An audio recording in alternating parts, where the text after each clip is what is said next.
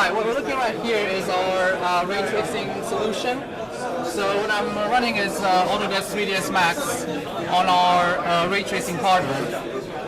And I can do things like change the color of the car, I can move the different light sources around in the scene. If you look at the light here, the light bulb above, I can change the index of reflection and refraction. So if you look at the windscreens, I can make them completely transparent. And this is the current technology that we're selling right now.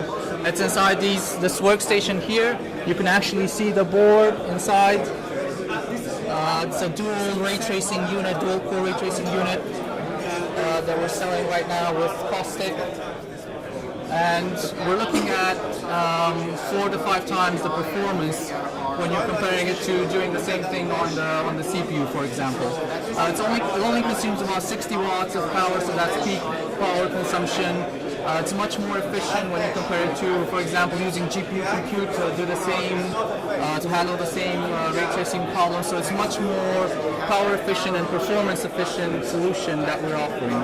And in the future, we're looking at integrating this ray tracing technology with our PowerVR hardware. So you'll be able to do something called hybrid rendering, where you're using the ray tracer unit to do the ray tracing using OpenRL, which is an open API that we've developed.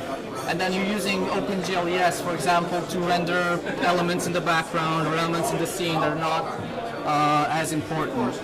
We have an early demo here, so we're looking at the game engine from Unity. It's showing you, it's running this on the same hardware as we see here.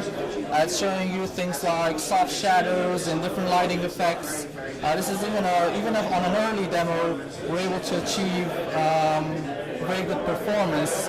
Obviously, as the new generation will be announced later this year, we'll be looking at 10 times the performance and even lower power consumption. So we believe this is the future of mobile graphics. We believe this technology will revolutionize the way people create and enjoy content for games.